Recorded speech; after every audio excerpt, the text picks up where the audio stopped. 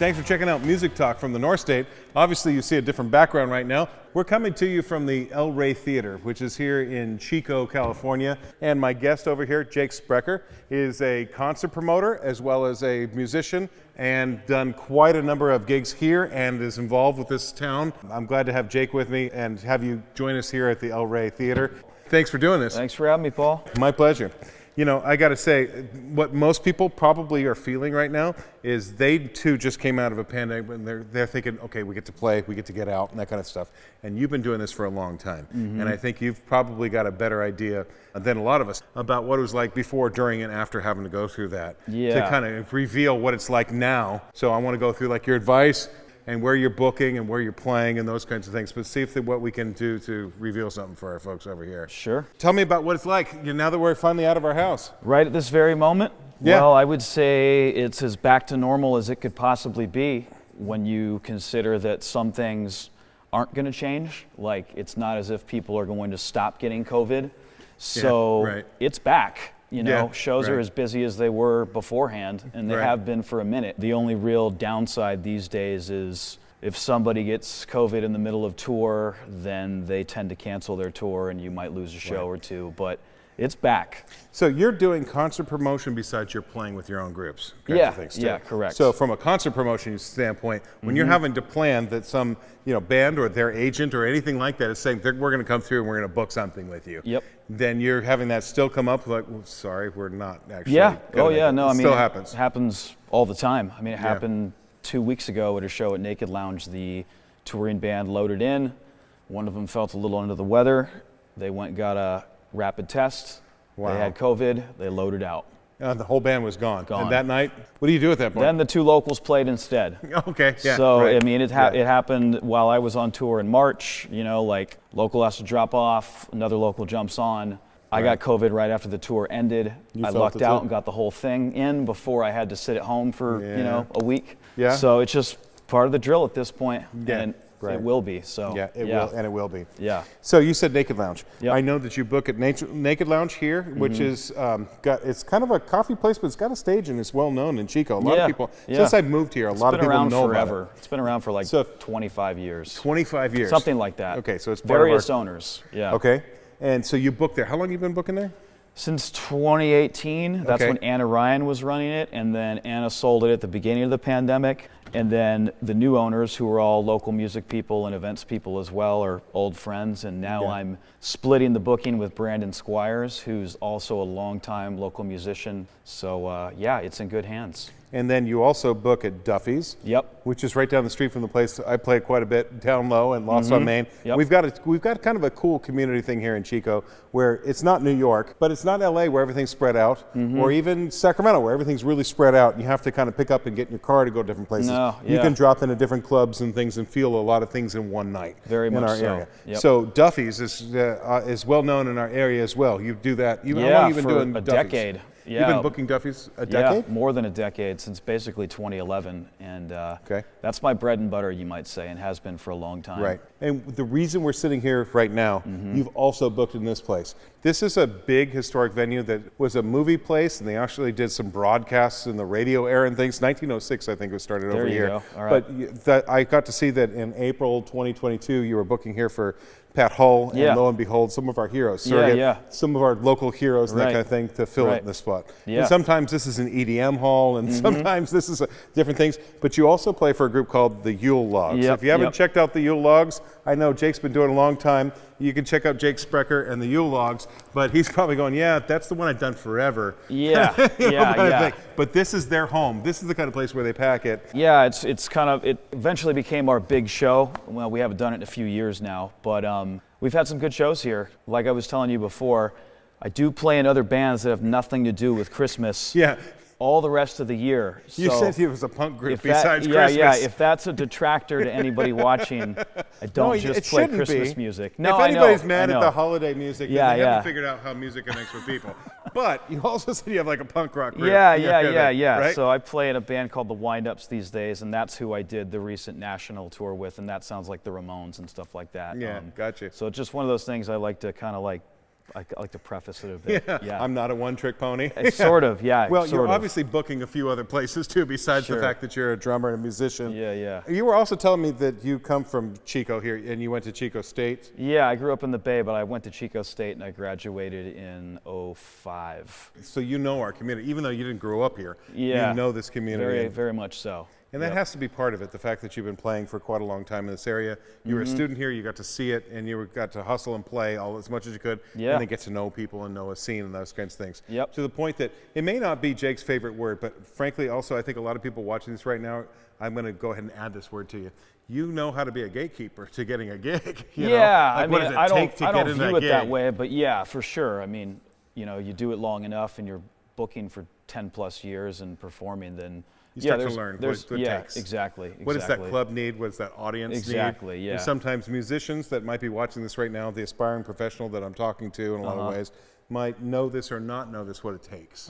You know, to get, and they might think of this if they're in a region kind of a thing, and you're not in a major market, then frankly, this may only look like a back wall to you, but as I said, this is a major theater, and getting booked here is kind of a high point in a lot of ways. And so just knowing how to do that, or what does it take to serve the needs of the owner of this place, then promote this kind of a thing, and the audience that might otherwise show up. Because I think probably most people watching will have to admit, you don't go see everything randomly just because you go, oh, that's a venue, or there was somebody that put up a flyer once, or I saw an Instagram post about a date. You have to have a calling and a reason you want to show up, kind of thing. So that's a lot of reason why I wanted to bring Jake into this kind of thing too. The thing I also wanted to talk about was concert promotion. So when I was in Los Angeles and I worked for Universal Music Group, we have these big signed artists and that kind of thing, and they'll need to tour. Very often those tours would go through agencies, William Morris, ICM, CAA, Paradigm, and those kinds of things, and they would hit major markets. And when they would need to book those things, they would be going to Live Nation and AEG as the number one and number two. Like they had venues besides their concert promoters. And I know Live Nation doesn't touch our major market a whole lot. I mean, for me personally, like the Live Nation world and some of those bigger agencies you listed, it's not on my radar, both on a professional or personal level. Like that, those aren't the types of places I book, obviously. Yeah. And those aren't the type of bands I listen to, which is nothing against bands that can fill big, giant venues, but it's just not, there's nothing about that that says me. And I understand that too, because that's exactly what I want to do with this podcast and this audience, is talk about regions. Yeah. You know, and sometimes this fits big arena venues and sometimes it doesn't. Yeah. And there's a whole lot of music and communities everywhere. So you're seeing something other than that. Yeah, and I'll guarantee you that the El Rey at times works with groups that can fill those niches, you know, looking for a show on a, whatever they call this, a C market or whatever, you know, as far as the capacity goes. But like whether I'm booking or touring personally, the groups I work with, like I'll just use an example of an agency that I've booked with for a decade. There's an agency down in LA called Space Agency, and this guy Joey Massa runs it. And 10 years ago it was just Joey, and now he's got a staff of 4 or 5 people and books a big festival out in the desert. But his bands are still not Live Nation bands. That's not what he does. They his top roster, will have like good size, I don't know, maybe 500 cap or something in the city. Groups like that. And that's so he knows kind his of market. Yeah. And to me, that's what I want to be doing anyway, whether it's booking or promoting. I want to play those sorts of venues. I want to bring those sorts of bands to Chico to play smaller markets, which happens a lot because then you feel like you stole somebody on a Tuesday night or something. And the bands like it too because they show up and they have a super intimate show. That's what I was whereas gonna say, maybe they played a bigger venue in the city, which was great, but didn't have the kind of interpersonal relationship with the audience. And that's what makes me happiest as far as bringing talent in, is you have these groups that want to play something a little bit smaller maybe on, like I said, a Tuesday, or they randomly fill a Friday or Saturday night because they know they can have a more raucous show here. There's lots of reasons to want to do it. But I think the intimacy part of it actually matters a lot because when you're on tour, any group, regardless of your genres and those kinds of things, being in front of people that actually are interacting with you in front of you, there's nothing like that. No. And so it isn't, you could call it a C market. That may be the way that they list it. Yeah, but frankly, it's a market where people will actually show up and really be connected that only with means you. financials for folks that are looking at it that way. It doesn't mean that it's not as cool. It just means it's not as big. You're booking places right now that you said, one of them you were telling me before is around 130. Yeah, that's something like that. Naked lounges like that. Duffy's is like 150. So you connect with people, and that makes a lifelong fan in a way that Live Nation is part of, Ticketmaster and Live Nation are actually one company. Right. And if you think about, you paid some Ticketmaster fees and what kind of prices you're paying to go there, they're not wrong. They serve a purpose and those kinds of things, but you're not connected to the person. You're in a big arena for an experience that is more like a once in a lifetime. So you saw that person or you were there that night, kind of thing. Yeah. But it's another thing when you were there with them, kind of thing, as a player. Right. Yep.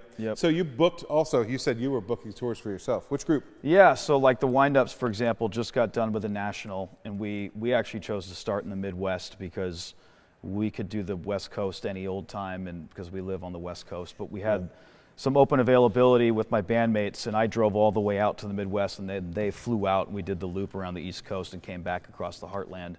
I booked that along with the label that our band is on, and what's the name of the label? Mount St. Mountain. It's based out of SAC, and they do mostly San Francisco and LA bands with a little North State stuff sprinkled in. Got it. But I mean, those are the kind of clubs that we were playing that I would be booking relevant to Chico. You know what I mean? Right. And that's exactly what I want to be doing. So, yeah. And so you don't need an agent because you have this experience, but an agent's job usually is to do exactly that. For those that are watching it, an agent's job is booking gigs, and it's that simple. A label's job is to make recordings, and they might do more than those kinds of things, but fundamentally a label does the recordings, the agency does the booking of the gigs, the concert promoters who they're booking with usually has to go like, that size room makes sense, or what's your background, is this the right fit for us, and those kinds of things. But you have a lot of this experience now because you're doing concert promotion. Right, but honestly, I'd like to, I'll just use this particular band as an example. I'd love to be working with somebody like Joey at Space Agency, within a year or two, because it's a little bit cumbersome booking your own tours when you're also booking shows for a living, and it kind of wears you out a little bit. Yeah, you're doing a lot? Yeah. So it would be nice to hand that to somebody off in time, but it takes time for your band to get like that. It sounds like probably a good problem to have if you're watching this right now. Yeah. That you're so busy that it's hard to book your shows and be booking shows. Well, it's more like you're like, wow, I just got to check my email for the 100th time today. You know what I'm saying? Yeah. But it does also sound like you're living the dream. Well, to an extent. Yeah. I mean, because you're playing drums and you're booking shows and you're you're trying to make sure who else plays at the right place and all that kind of stuff. You're living in music, man. Yeah, I mean, that group I play guitar in front, so I get to use the songwriting side, but I mean, it's a great vehicle to get out of town. That part I didn't know. So you also play more than drums, you also play guitar? Yeah, most of the bands I play in these days, or the last several years, would be guitar. Hey, so I just joined this area, I moved here and got involved with Chico State and that kind of thing. Coming home to Northern California since I was a kid, there's a community and a vibe here, and you've been here longer than me. And I think a lot of different towns can have something that really makes them special, but this one you've seen more than me. Yeah. What have you experienced? What have you seen? What makes it cool to you? Well, I mean, there is a certain, you know how Chico State has the reputation of a party school no matter how much time goes by, right? Right. Well, party school is kind of a cliche thing to say, but there is like an element of just people being excitable around here, right? Yeah, okay. No matter what crew or scene you hang out with, and that transfers over into the local music scene. I get you. So, like, I'll just use a couple of examples. I've had a couple shows recently, booking one with a band from Portland 2 weeks ago, one with a group from Brazil just this last weekend. Both of them told me that they were the best shows of their whole tour. And the reason they said that is because the interaction they had with people was like exciting, and people want to stand up close to the stage, and people want to make a bunch of noise and buy all their merch and all of these things that I'm not saying don't happen in other markets, because they do. Yeah. But like, it's pretty reliable that if you have a good show and you have at least some bodies here, you're gonna more than likely have a pretty good response from your audience. And you can't say that everywhere. You know? You really can't. Especially, if you're used to getting out and seeing other markets. It's not always like that. it was extremely hard in Los Angeles to get people to get excited because there's so many things happening. And it's so spread out. It's hard to get that audience to really show up. And then even though there's a lot of them and there's so many things to do, it's hard to get them to show up and really care and give that love back and forth. But I have seen what you're talking about in this town. And I wonder, I can't help but think that there's got to be others, mid-sized kind of regions where there are communities where they really appreciate their artists kind of things, but there's something special that's going on here. Yeah, no, they're all over the place. It's just that we happen to live in one of those little bubbles. And I'll just give you one quick example from my most recent tour. One of the 4 best shows of the whole tour was Columbus, Ohio, which is a bigger town than Chico, yes, but it's in the middle of, it's a college town. It's a big college town. And that was one of the very best shows of the whole tour, and I can't say that about Pittsburgh. I can't say it about Denver. But that night, it was fantastic. Good places to be, but it's another thing as a musician when people are just engaged with you. You kind of get something special off the night. Exactly. And I've seen that. That has to be a reason why you stay here and keep doing what you do. Yeah, no, it's a big reason. Yeah, because obviously you're successful enough. The skills you've got, you can go somewhere else and do other kinds of things. Maybe, but I couldn't pay my rent because I have friends that work doing these sorts of things in bigger markets, and they have to live in a shoebox with 4 other people because it is what it is on the West Coast, and I don't want to do that. In pieces of the East Coast as far as that goes. But any major market kind of thing, all of a sudden you're dealing with the finances of pulling this off to live the dream in a lot of ways too. Yeah, I have no interest. I have a nice little mother-in-law unit I live in. That's good enough for me. Yeah, that's good enough for me. And I think that's a lot of things that you're bringing up a point that I would like to bring up in this podcast is we often hear you've got to move to the major market. I did it, but I'm playing trombone and I wanted to work in the record business. So I moved to the major market going like, well, what else am I supposed to do? There's LA, Nashville, and New York. We hear that. And even though we've got the era of saying, well, no, but there's a digital world and you don't have to do that anymore. Still, if you want to convene with lots of people or you want to see the scale of a typical type of what you think the music business is, then there are major markets. But you're saying, no, I'm actually better off not being in those places because I can afford my living, have a lifestyle, and make a living in music right where I'm at. Yeah, there's a trade-off. From a promoting perspective, I'm definitely better off being here. From a touring perspective, you're never going to have the same amount of opportunities thrown your way. You're just not. You're not going to have the local promoters not randomly going to hit your band up and say, hey, we need somebody to fill in at the Independent tonight. Hey, we need somebody to fill in, or you want to play the Great American, a month from now? I need a support group. You're not going to get those opportunities here. It just doesn't work that way. But once you accept that there's a trade-off and that you have to work a lot harder for other things, the grass is greener thing isn't. You just kind of accept it. It's part of the drill. So I think we're actually hitting 2 things about a region that's really cool, which is you're saying that you can really make something out of your region. You can make something out of it as long as you're setting your sights on what that is. But I also think that, from working in the record business and working in Los Angeles and that kind of thing, yesteryear's version, the sort of romantic idea that you move to Hollywood and find your way is a hard road for a lot of folks because you end up figuring out that you are very much a little fish in a big pond. And it can be sidetracking, and all of a sudden you have another job, you have another life, and those kinds of things, or you find out what the competition's really like. And you get disheartened when you have an electric thing. But if you have a story in a region like this, you're the biggest thing in Des Moines or whatever it is, then you have a hometown culture and those kinds of things and people that follow you. You can build that sort of story and that you're a hometown hero and that people follow you and prove it from your local media, your local scene, and your local. We booked those clubs. We made those things happen. That then becomes a tour that can go if you are looking to get out of your own market, wherever it is. I think it's just a positive of being in one region to do that because people will show up and they'll tell your story for you and with you, especially in a digital space. Yeah, no, it's true. I think it's just anybody that's lived here long enough, you eventually kind of figure out the ceiling and. How do you want to break it? How high do you think you can go? And what are you willing to sacrifice in between? There's things you're sacrificing by moving to the bigger market for any job, one of which, like we talked about, is what you pay for rent.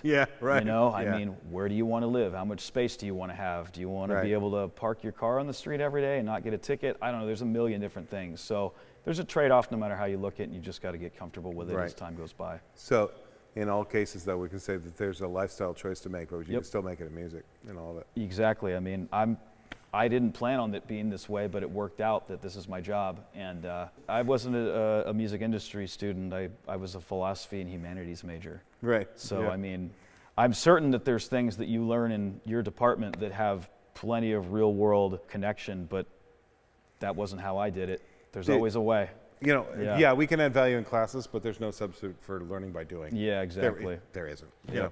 So another thing I want to ask you about is you've moved from that point of being the musician who plays as much as you can everywhere, drums and guitar and being up front or, you know, sideman and all those things in multiple groups, to the point that you started booking things. And we mentioned Duffy's and Naked Lounge and here at the El Rey or wherever else. I remember you were over at Laxton when you were doing the U-Logs thing. It's another group, right? So you've moved to the point where you have to then see what it takes for the next generation to get a gig and whether or not they're ready for the 130-seat room or the 800-seat room or anything in between, you know, right? Yeah. And I bet you're at the point that you also really understand the club, the promoter, the promotion, and what it really takes. And if the band or the artist or the DJ, whoever they are, they're ready. Yeah. And so you may hate these words, but it's a word that we use very often, gatekeeper. Sure. You have a gatekeeper's awareness that other people don't go. When they go, I'm playing, I'm practicing, what do I need to do? You know, why would I not get booked? I think I know something or I think I have something. Sure. When are they ready? I don't think there's any one answer to that because part of it's just individual tastes, right? I mean, like you might be trying to get into one place where the promoter likes X, Y, or Z, and another place where the promoter likes something completely different. You know what I mean? So it's like at Duffy's, I'll just use that as an example. Like there's not one thing that I book, but there's certain things I've never booked there because that's just not what the bar is really about. Do people send you things and they don't know the bar? Yeah, I mean, especially folks that are from out of town, right? Because they're just sending stuff out of the blue. But you know, I'll give you a concrete example. Yeah. I don't book jam bands at Duffy's, and I'm not putting down jam music because I have friends that do it, and I've been a DJ at KZFR forever, and there's a big part of like the local dead community plugs into KZFR directly. I don't book that stuff at Duffy's. I just never have. Yeah. So I don't get many emails from those folks anymore because they know that's not what we do. Okay. I don't book metal at Duffy's per se, just because the owner's never been real into that consistently. So I don't get tons of bands hitting me up to book metal. Okay. But other places, that might be what they focus on. Like we're doing more metal at Naked Lounge now. On the Range is now a great spot for all the local jam heads. Okay. You know, there's way more of that being booked there because that's part of the foundation of what, you know, the people running it are about. Do you know what I'm saying? Yeah, I do. So first off, you know, look at the place you're trying to pitch yourself to, right? Look at their own calendar and look at what they actually go for. What do they do? What do they go for? And what you're saying, if I'm getting this too, is you're also really, because it's coming from the owner, but from the outside, just look at the calendar for a few months back. You can probably Google that kind of thing and see what's ahead and what's just happened, and see whether you fit the kind of vibe in the bill. Yeah. Because if the owner and the concert promoter will or won't go for, this is the right and wrong venue for that. Yeah, which isn't to say that your band sucks or whatever. It just means that maybe it's not what they do. You know? So instead of throwing everything against the wall and seeing what sticks, as they say, know what you're going after and do a little homework for it before you say that. And then after that, I mean, honestly, it's just a matter of, I think there's a good way and a bad way to pitch yourself. Yeah. Obviously, it's all happening, it happens via email. Yeah. Nobody's dropping off CDs, or at least nobody that thinks that's how you're going to get booked, right? Great. So, I mean, it sounds boring, but like there's some really basic things you can do to give yourself a better opportunity to get your pitch read and not dismissed. Can you give me like the 1, 2, 3? When you don't have time and you got too many emails coming in, like what are they? I mean, even if it didn't work out, the best chance you could give yourself, and I think most bookers, promoters would agree, something succinct in the headline about who you are and what dates you're looking for, a short email about what you do, briefly, what you might sound like with a couple of links to, where you can stream the music, maybe some relevant information about where you've played before in the market, and that's it. Okay. That gives you the best chance. If somebody gives you a one sheet, is it about this just as good to you as if they said it in the email with a couple links? Yeah, I mean, a one sheet makes sense if it's like a group coming from an agency or something. Right. Because then they're presenting all of these things that they've already done to kind of be like, hey, we're this band that we're cool enough to have this amount of draw, and you should look at us because we're already recognized this way and that way. So you expect to see it on the graphic if they're already established. Right, Otherwise, right. you're But fooling yourself. If you're, just write it. you know, if it was my college band in 2003, right? Right. Let's say that everything was being booked when I was in college by email in 2003. Right. It has no usefulness to be like, hey, the professor at Chico State said this about me. Yeah, and that's right. nothing against you. I'm not It offended. doesn't mean anything. Yeah, right, You know what I right, mean? So right. just like, here it is, straight to Yeah. the point. Let's not pretend that we're something we're not. This is what we're This is about. what We're we're about. like this. We booked here. Here's how we We're- sound. Yeah. There, right. there you go. And here's a couple links. Yeah. Are you willing? That's your best chance right there. Yeah, that makes sense. Because if you get this like tome sent to you in Oh, yeah. email, No. I'm like, Especially, I'm gonna say also, we all have phones, and Yeah, yeah. most people read their emails over phones. I bet anybody watching this and all the rest of us too. If I have to do this with my thumb and I haven't even looked at your words yet, and I go like this, you're not going to get read for 2-3 days if I ever get back to it. right. And here's another thing, like this is from me booking shows for my own band. 75% of your emails will not get responded to at all, no matter who you are most of the time, unless you're really somebody that does well for yourself. The other 15% before you actually confirm stuff, you have an exchange with and they can't do it. And then the leftover is what might actually become your tour. Right. So even if you're doing a pretty good job for yourself in booking out of town, let's say, most of your emails Don't get answered. don't get answered. And does the follow-up Yeah. matter? Is it just that No. they get missed? No, No. doesn't matter. If it's like 1 or 2 in, Yeah. if you haven't got an answer, that No, that promoter's it's not just going to the take way it it. is. Yeah. Yeah. right. I mean, so Okay. you got to be really, really good at what you do beyond just sounding good to be fortunate enough to get most of your emails responded to. Which you know is what I mean? which is make it It's, succinct. it's beyond And then- taste at that and- point. Yeah. and then have a thick skin. Yeah, And yeah. move on. And And move just on. not get Exactly. too attached to it. Not get attached. Exactly. Yeah, Yep. get you. So I think you actually gave some really good clues for a lot of folks, which is the header needs to be clear. Mm-hmm. What dates? Where am I looking to do this? This is what we sound like, and here's our links. Yeah. And that's what you need. Yeah, you know? that's all And- you need. And 3/4 of those are not going to get responded to, not because you're not necessarily worthy, but it might not be the right thing for that venue or that date. Maybe 9/10 of them won't be responded to. Yeah, some were, you were saying 75, even 90%. Yeah, yeah, yeah. It's just And you don't know, get hurt. You send the next one. Yeah. And I would add even one more thing. We see so much through our phones too. Our line, our subject line is about that long on most Right. people's phones too. Right, right. So if you have to write a long one this way or at the beginning and think that you have to explain things, or Right. you have to pitch something and fluff it, too late. Yeah. Yeah. And then in addition, like let's say you're booking a full tour, you know, you want to include your routing, you know, this is where we're going to be on these dates, full routing listed below, and we're trying to plug into here, and we're friends with this band that recommended, you know, name drop somebody if it's worth it. You know, if your friend Joe gave you a recommendation for this bar in Detroit and they know the booking agent, then say as much because Yeah. that helps a lot. Right, right, a point of Because reference. you're just trying to like connect the dots at a point, and that might be enough to at least get a response, even if it doesn't work out. And then that person might point you in the direction of somebody else that then connects you Right, with you. And right. it really works. You know, Yeah, I get that. if you have personal connections at places, Mm-hmm. they're more likely to be like, okay, well, I'll at least respond to this person. Got it. Yeah. Hey, you know, I was thinking about something you just said to me too about the venue. Know your venue and know your genre before you send those things. In the licensing business that I was in Los Angeles, we said the same thing about the visual media business. Don't send something to a music supervisor for a TV show if you haven't watched that show to know the place, the show, the genre, to know if you fit. Right. Because a lot of music supervisors for visual media get thought of from the outside world like they're A&R, and they just get sent all kinds of schlock, like you're gonna sift through this. Yeah. And that person doesn't have time. It sounds like it's very similar for you too. Yeah. Like, don't make me have to go through all that to figure out who you are and whether you fit, you know, and throw everything at me. Well, truthfully, I mean, and I'm not speaking for everybody else, but I know this to be the case a lot of the time with other people that book shows consistently. It's not even a matter of don't make me, you know, sift through and see what you sound like. It's that most of the time, if it's really obvious that this is just not a very good pitch, Okay. I'm probably not even going to check it anyway. Okay. You know, I mean, I know that sounds ridiculous, but it's the truth. And people get so many emails that you kind of, you know, you get your spider sense tingling. Yeah, right. And you're like, well, I know this doesn't make any sense anyway. Right. You know, you don't even have to check most. Hey, something that happens a lot with agencies and the big markets and those kind of stuff, I wonder if it happens here quite a bit, is about radius clauses. I can only play for a 45-day window or a 60-day window. I can't play within this mile radius because the concert promoter where I book says I can't play anywhere else. Right. Do you run into that kind of thing? You mean in the Chico market? Yeah. Not really. I mean, because one, we're a ways from any other market.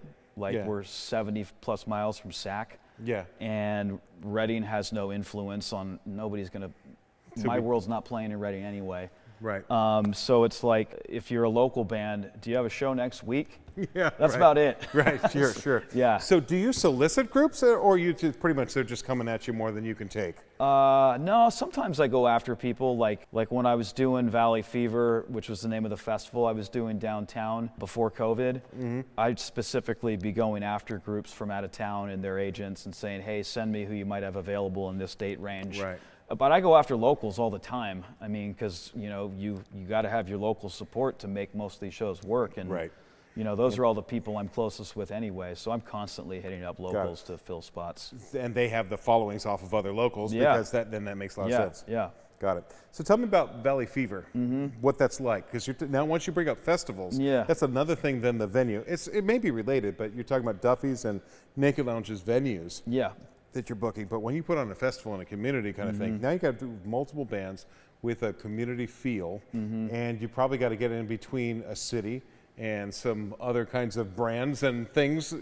Tell me what I don't know. Yeah, so for Valley Fever, which is still the namesake of my independent promotion, like social media, the name implies this like 3-day thing that we did downtown. I say we. First, me and my buddy Matt, who used to manage Naked Lounge, and then I eventually just kind of started doing it on my own entirely. It was like a club to club thing, like these bands play this time at Duffy's, these bands play this time at Argus, these guys play at Naked Lounge or Blue Room, or the first night's at the Maltese, and then you get you buy a wristband, and you show it where you go, and you pop club to club, just like the tiniest version of like the bigger things like CMJ, which is now extinct in New York, or South by Southwest. This is just a little downtown version of it, right? So instead of everything going simultaneously, you literally have the bands, the audience actually traveling from... There would be some crossover. You have to do it to stagger times a little bit, but the idea is you have enough going on, and the shows are slightly different enough to where, this crowd knows they're going to be at this show, this crowd here, then they filter over, so that sort of thing. So when you do a festival, you have to think, my audience is going to be this type. I know in our area we have a lot of eclectic kind of audiences and music, but you kind of want to have the music make sense together. Or do you not? Do you want to have each location have a different thing? I tried to keep it relatively streamlined, just the genres that I know best and have the most enthusiasm for booking, especially for, I wanted at least one touring band on every single show. So most of the touring bands I was bringing in fit my personal tastes more, you know what I mean? Okay. But then I would have, set up shows where, there's going to be some real heavies at this one. And I think it's more likely that you're going to see these folks be attending this show when I know how I have more of a pop show over here. Yeah. Therefore, you feel like you're not, kind of like diluting the draws for the two shows independently, Okay. So you just kind of keep those things in mind. Are you thinking about the venue vibe, or are you thinking about the seats and how many people they can literally fit in there? A little bit of both, but I mean, relatively speaking, the, Argus, Duffy's, Naked Lounge, Blue Room, Maltese, they all hold about the same amount of people, you know what I mean? So it's not like there's some huge dichotomy of, I need to fill the El Rey at 8 p.m. Right. Every place holds between 100 and 150 people, so. And when you do have to deal with, like, separate from the Valley Fever Festival, those kinds of things, if you're going to fill a room like this, which you just did, with the local bands, how does that change for you for having to deal with concert promotion? Like, what are you thinking about? Or those names have to carry it. Yeah, well, my buddy Matt, who's been booking here since the ownership change, he wanted to do a local show and was receptive. And basically it was just incumbent on me to pitch him something that I knew I could at least get, 250, 300 people in here. Because it needs to be worthwhile for the El Rey's time. Right. So I did my best to come up with a local lineup of folks that we could get heads out for, and I think we wound up with around 300 people. Right. And that that works pretty well for the El Rey. So It's not a bad, even though it Yeah. sits 800, Yeah, they'll yeah. all sit here in the close area. There's a space where they can stand or they can be down on the floor right here. And then there's all these seats that feel like a movie theater, go to Right, stadium right, right. seating and things. You could fill all the way to there, but the intimacy still happens right in front. yeah, and I think that, you know, Matt and those folks would tell you that they don't expect every show to be sold out.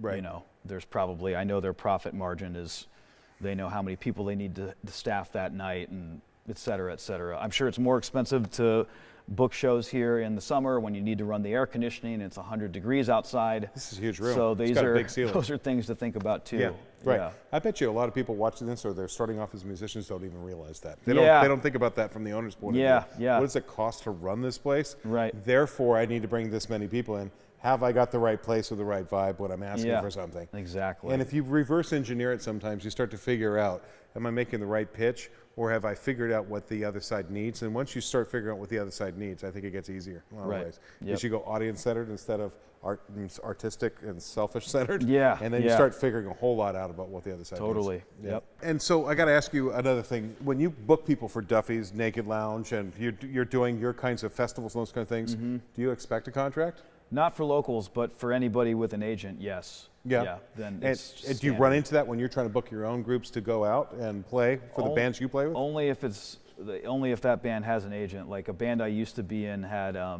booking agency based out of Chicago, and obviously they were sending out contracts with whatever our guarantee was, which wasn't a lot. Okay, but- what are the basic things you see if you just had to go like it just says this, and this? Yeah, I mean it's all pretty standard. What know? is that? Like this is when the band plays, and here's what they are guaranteed versus X amount, and maybe there's a rider with some hospitality and some meal buyouts, or you know, nothing super fancy. And if you're a promoter and you can't provide X, Y, or Z, then you just cross it off and say, here's what I can and can't do, and send it back to them.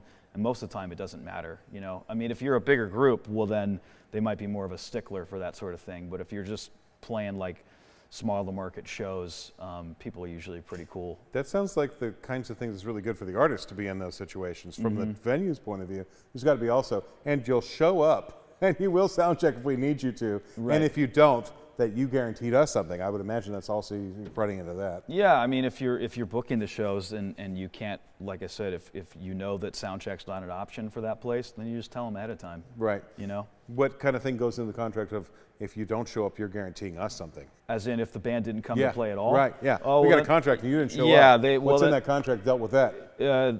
Nothing for the venue. I mean, maybe some places there is, but not in my world. I mean, often just get screwed and if have to call your friend. if COVID canceled the show, or I've had it where a band's van breaks down, Yeah. then they're just the You show. got to call 2 friends and Yeah, figure it out. the that night locals real play quick. that night, or And you let it go. the show just ends. You know, it just Yeah. doesn't happen. Right. Yep. Yeah, got it.